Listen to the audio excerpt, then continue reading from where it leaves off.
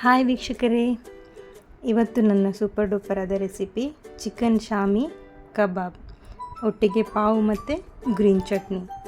Wow, super burger ಥರ feel ಕೊಡುತ್ತೆ ಇದು. ಸೊ ನೀವು ಕೂಡ ಮನೆಯಲ್ಲಿ ಮಾಡಿ ಹೇಗೆ ಬಂದಿದೆ ಅಂತ ನನಗೆ ಕಮೆಂಟ್ ಮಾಡಿ ತಿಳಿಸಿ. ಅದಕ್ಕೂ ಮುಂಚೆ ವಿಡಿಯೋ ಎಲ್ಲೂ ಸ್ಕಿಪ್ ಮಾಡದೆ ಕಂಪ್ಲೀಟಾಗಿ ನೋಡಿ ಹೇಗೆ ಮಾಡೋದಂತ ನೋಡುವ. ಒಂದು ಪಾನ್ಗೆ 2 ಟೇಬಲ್ ಸ್ಪೂನಷ್ಟು ಕೊತ್ತಂಬರಿ, 1 ಟೇಬಲ್ ಸ್ಪೂನ್ ಜೀರಿಗೆ ಮತ್ತು 1 ಟೇಬಲ್ ಸ್ಪೂನ್ ಕಾಳು ಮೆಣಸು. ಲೋ ಫ್ಲೇಮಲ್ಲೇ ಇರಲಿ, ಹೈ ಫ್ಲೇಮಲ್ಲಿ ಇಡಬೇಡಿ, ಕಲರ್ ಚೇಂಜ್ ಆಗಿಬಿಡುತ್ತೆ. ಸೊ ಲೋ ಫ್ಲೇಮಲ್ಲಿ ನೀವು ಇಟ್ಕೊಂಡಷ್ಟು ಸ್ವಲ್ಪ ಟೈಮ್ ಹೋಗ್ಬೋದು ಅಷ್ಟೇ, ಬಟ್ ಒಳ್ಳೆ ಫ್ರೈ ಆಗುತ್ತೆ.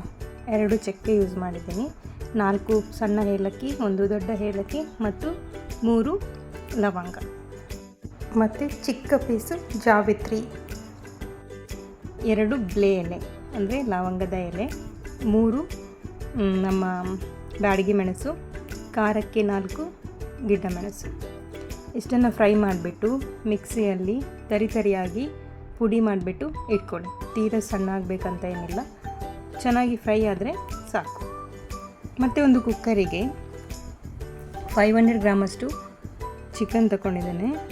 ಸಣ್ಣ ಸಣ್ಣ ಪೀಸ್ ಮಾಡಬೇಕಂತ ಏನಿಲ್ಲ, ಬೋನ್ಲೆಸ್ ಚಿಕನ್ ಇದು. ಇದಕ್ಕೆ ಒಂದು 200 ಗ್ರಾಮ್ನಷ್ಟು 200-250 ಕೂಡ ಹಾಕಿದರೂ ನಡೆಯುತ್ತೆ ಕಡಲೆಬೇಳೆ ಮೊದಲೇ ನೆನೆ ಹಾಕಿಟ್ಟಿದ್ದೆ, ಅದನ್ನು ಇದಕ್ಕೆ ಆ್ಯಡ್ ಮಾಡ್ತಾಯಿದ್ದೇನೆ. ನೀರುಳ್ಳಿ 1, ಅರ್ಧ ಬೆಳ್ಳುಳ್ಳಿ ಅಂದರೆ ಇಡೀ ಬೆಳ್ಳುಳ್ಳಿಯಲ್ಲಿ ಅರ್ಧ, ಮತ್ತೊಂದು ಸಣ್ಣ ಪೀಸ್ ಶುಂಠಿ, 1 ಟೇಬಲ್ ಸ್ಪೂನಷ್ಟು ತುಪ್ಪ ಅದಕ್ಕೆ ಆ್ಯಡ್ ಮಾಡ್ತಿದ್ದೇನೆ. ರುಚಿಗೆ ತಕ್ಕಷ್ಟು ಉಪ್ಪು, ಅರಿಶಿನ ಪುಡಿ 1 ಟೀ ಸ್ಪೂನ್, ಖಾರಕ್ಕೆ 1 ಟೀ ಸ್ಪೂನ್ ಮೆಣಸಿನ ಹುಡಿ.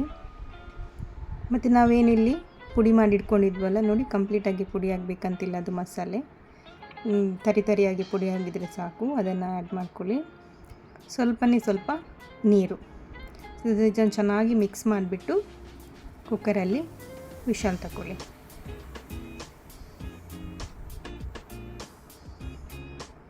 ಸೊ 1-2-3 ವಿಶಲ್ ಸಾಕಾಗುತ್ತೆ ನೋಡಿ. ಇದೀಗ ಕಂಪ್ಲೀಟಾಗಿ ಬೆಂದಿದೆ. ಇದನ್ನು ಗ್ರೈಂಡ್ ಮಾಡ್ಕೊತೀನಿ. ಆಮೇಲೆ ಒಂದು ಬಾಕ್ಸಿಗೆ ನಾನು ನೀರುಳ್ಳಿ ಹಾಕ್ಕೊಳ್ತಿದ್ದೀನಿ, ಸಣ್ಣಗೆ ಹೆಚ್ಚಿರ್ತಕ್ಕಂಥ ನೀರುಳ್ಳಿ, ಮತ್ತು ಹಸಿಮೆಣಸಿನಕಾಯಿ, ಸ್ವಲ್ಪ ಕೊತ್ತಂಬರಿ ಸೊಪ್ಪು, ಪುದೀನ ಸೊಪ್ಪು,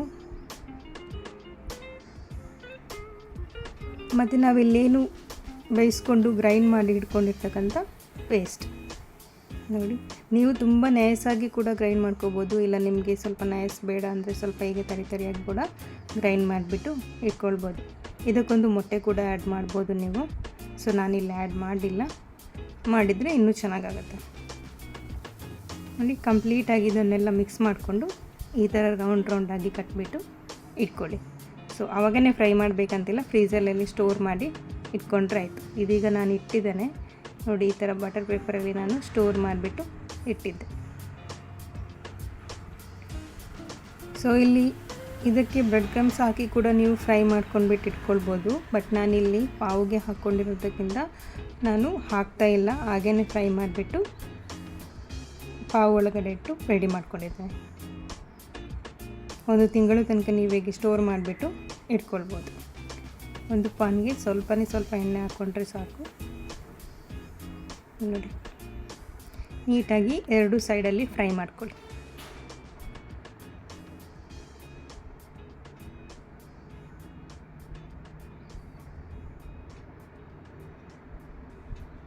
ನೀವು ಇದಕ್ಕೆ ಬ್ರೆಡ್ ಕ್ರಮ್ಸ್ ಎಲ್ಲ ಹಾಕಿದರೆ ಈ ಥರ ಅದು ಎಣ್ಣೆ ನೀರೆಲ್ಲ ಬಿಟ್ಕೊಳ್ಳೋದಿಲ್ಲ.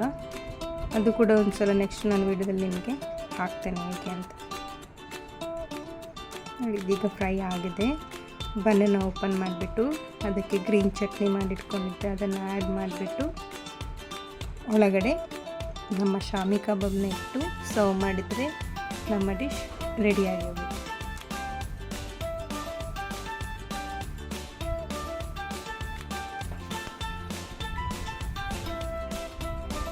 ನೀವು ಕೂಡ ಮನೆಯಲ್ಲಿ ಟ್ರೈ ಮಾಡಿ, ಬೇಗ ಆಗುತ್ತೆ ಇದು. ಒಂದು ಸಲ ಮಾಡಿ ಇಟ್ಕೊಂಡ್ರೆ ಯಾವಾಗ ಬೇಕು ಆವಾಗ ಫ್ರೈ ಮಾಡಿಬಿಟ್ಟು ಸಂಜೆ ಸ್ನ್ಯಾಕ್ಸಿಗೆಲ್ಲ ಯೂಸ್ ಮಾಡ್ಕೊಳ್ಬೋದು ಟೀ ಜೊತೆ.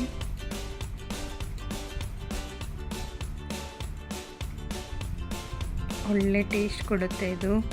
ನೀವು ಮನೆಯಲ್ಲಿ ಒಂದು ಸಲ ಮಾಡಿದರೆ ಮತ್ತೆ ಮತ್ತೆ ಮಾಡ್ಕೊಂಡು ತಿನ್ನುವಷ್ಟು ಚೆನ್ನಾಗಿ ಬರುತ್ತೆ. ನೋಡಿ, ನಮ್ಮ ಶಾಮಿ ಕಬಾಬ್ ಮತ್ತು ಪಾವ್ ಒಟ್ಟಿಗೆ ಗ್ರೀನ್ ಚಟ್ನಿ ರೆಡಿಯಾಗಿದೆ. ಸೊ ನನ್ನ ಇವತ್ತಿನ ಈ ವಿಡಿಯೋ ನಿಮಗೆ ಇಷ್ಟ ಆಗಿದ್ದರೆ ಸಬ್ಸ್ಕ್ರೈಬ್ ಮಾಡೋದನ್ನು ಮರಿಬೇಡಿ. ಮುಂದಿನ ಹೊಸ ರೆಸಿಪಿಯೊಂದಿಗೆ ಮೀಟ್ ಮಾಡ್ತೀನಿ. ಅಲ್ಲಿ ತನಕ ಟೇಕ್ ಕೇರ್. ಬಾಯ್.